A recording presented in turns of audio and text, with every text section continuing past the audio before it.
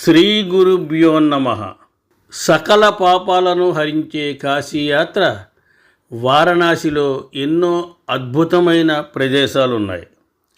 అత్యంత పవిత్రమైన పుణ్యక్షేత్రాలలో కాశీ ఒకటి. ఉత్తరప్రదేశ్లో ఈ నగరాన్నే వారణాసి, బనారస్ అనే పేర్లతో పిలుస్తారు. ఇక్కడ గంగానదిలో స్నానం చేస్తే సకల పాపాలు నశించి తిరిగి పునర్జన్మ ఉండదని విశ్వసిస్తూ ఉంటారు. అందుకే చాలామంది కాశీని సందర్శిస్తూ ఉంటారు. అయితే కాశీ వెళ్ళినప్పుడు కేవలం విశ్వనాథుడి దర్శనం, గంగా హారతి మాత్రమే కాకుండా సందర్శించవలసిన ప్రదేశాలు కొన్ని ఉన్నాయి. అవేంటో ఇప్పుడు మనం తెలుసుకుందాం. కాశీ విశ్వనాథ దేవాలయం. కాశీ విశ్వనాథ ఆలయం హిందువులకు ఎంతో పవిత్రమైన ఆలయం. పవిత్ర గంగానది ఒడ్డున ఈ ఆలయానికి 3500 సంవత్సరాలకు పైగా చరిత్ర ఉన్నట్లు అంచనా.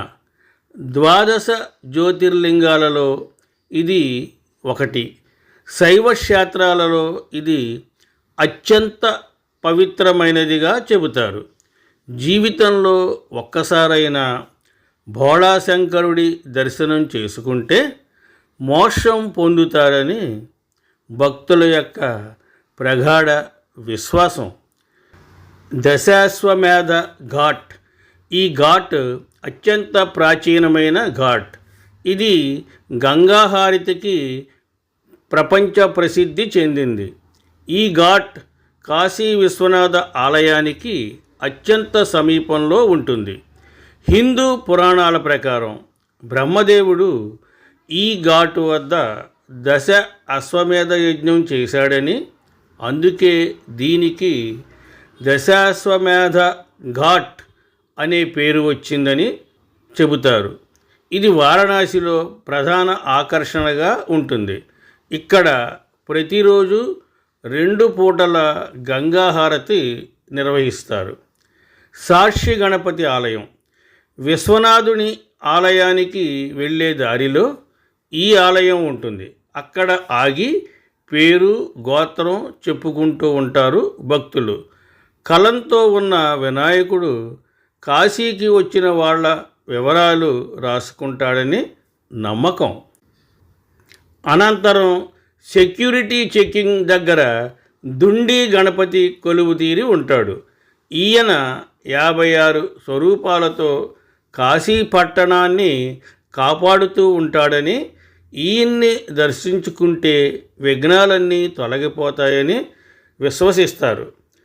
మణికర్ణికా ఘాట్. గంగానది ఒడ్డున ఉన్న మణికర్ణికా ఘాటును దహన సంస్కారాలకు చాలా పవిత్రమైనదిగా పరిగణిస్తారు. పౌరాణిక కథల ప్రకారం పార్వతీదేవి శివునితో నృత్యం చేస్తున్న సమయంలో ఆమె చెవిపోగు అంటే మణికర్ణిక ఇక్కడే పడిందని, అందుకే ఈ ఘాటుకు మణికర్ణిక అని పేరు వచ్చిందని చెబుతూ ఉంటారు. సంకట్ మోచన్ హనుమాన్ దేవాలయం. అసి నది ఒడ్డున ఉన్న సంకట్ మోచన్ హనుమాన్ ఆలయానికి ప్రతిరోజు పెద్ద సంఖ్యలో భక్తులు వస్తూ ఉంటారు. సంకటమోచన్ అంటే సమస్యల నుంచి విముక్తి కలిగించేవాడు అని అర్థం. ఈ ఆలయాన్ని 1900 సంవత్సరంలో మహామన పండిట్ మదన్ మోహన్ మాళవీయ నిర్మించారు. కాశీకి వచ్చిన తర్వాత అందరూ ఇక్కడికి వచ్చి హనుమంతుని ఆశీస్సులు తీసుకుంటారు. ఈ ఆలయంలో అందించే లడ్డూకు మంచి ప్రాముఖ్యత ఉంటుంది. భారతమాత ఆలయం. ఈ ఆలయంలో ఏ దేవుళ్ళు ఉండరు, కానీ ఇక్కడ ఆలయానికి వెళ్తే దేశభక్తిని నింపే అద్భుతం సాక్షాత్కరిస్తుంది. దీనిని 1936 సంవత్సరంలో కాశీ విద్యాపీఠ్ ఆవరణలో మహాత్మా గాంధీ ప్రారంభించారు. హాల్ ప్రధాన ద్వారంపై వందే మాతరం అని చెక్కిన శిల్పాకృతి కట్టిపడేస్తుంది. దుర్గగుడి. వారణాసిలో 2 దుర్గా మందిరాలు ఉన్నాయి. 500 సంవత్సరాలకు ముందు నిర్మించిన దుర్గా మందిరం ఒకటి. రెండవది కోతుల గుడిగా ప్రసిద్ధమైన దుర్గా మందిరం. దీనిని 18వ శతాబ్దంలో ఒక బెంగాలీ రాణి నిర్మించారు. ఇక్కడ అమ్మవారు స్వయంభూమూర్తి అని భక్తుల నమ్మకం. గుడి దగ్గరున్న కోనేరును దుర్గా కుండ్ అంటారు. రామ్నగర్ కోట. బనారస్లోని రామ్నగర్ కోట కూడా పర్యాటక కేంద్రంగా ఉంది.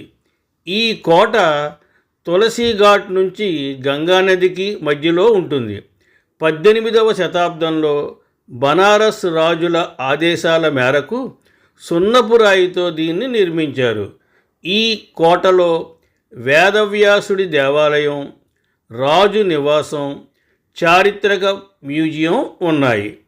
తులసి మానస్ మందిరం. ఇది పాలరాతితో నిర్మితమైన ఆధునిక మందిరం. రామాయణాన్ని తులసీదాసు ఇక్కడే రచించాడని అంటారు. ఇది 1964వ సంవత్సరంలో తెల్లని పాలరాతితో నిర్మించారు. రామచరిత్మానస్ శ్లోకాలు, దృశ్యాలు ఆలయ గోడలపై చెక్కారు. ఇది అత్యంత ఆకర్షణీయంగా కనిపిస్తుంది. కొత్త విశ్వనాథ దేవాలయం. ఈ ఆలయం బనారస్ హిందూ దేవాలయం లోపల ఉంది. ప్రతిరోజు పెద్ద సంఖ్యలో పర్యాటకులు సందర్శిస్తూ ఉంటారు. ఈ ఆలయాన్ని బిర్లా కుటుంబం నిర్మించింది. అస్సీ ఘాట్. ఇది ప్రపంచ ప్రసిద్ధి చెందిన ఘాట్. ఈ ఘాట్ అసీ గంగా నదుల సంగమం వద్ద ఉంది. ఇక్కడ గంగా నదిలో సూర్యోదయం, సూర్యాస్తమయం అద్భుతంగా ఉంటుంది. ఈ ఘాట్లో ఉదయం చేసే హారతి కూడా చాలా ప్రసిద్ధి చెందింది. అలంగీర్ మసీదు. ఈ మసీదును మొఘల్ చక్రవర్తి ఔరంగజేబు 1673వ సంవత్సరంలో నిర్మించారు. ఈ మసీదు గంగానదికి ఉపనదిగా భావించే పంచగంగా ఘాటు వద్ద ఉంది. సారనాథ్. వారణాసికి దగ్గరగా 10 కిలోమీటర్ల దూరంలో సారనాథ్ ఉంది. జ్ఞానప్రాప్తి తర్వాత బుద్ధుడు తన మొదటి ఉపదేశం ఇక్కడే ఇచ్చాడంట. జైన, హిందూ ధర్మాలలో చాలా ప్రసిద్ధి చెందిన లుంబిని, బౌద్ధియ, కుషీనగర్, సారనాథ్ తీర్థాలు ఇక్కడ ఉన్నాయి.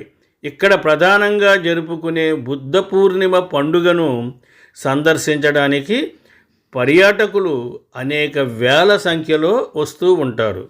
స్వస్తి, శుభమస్తు.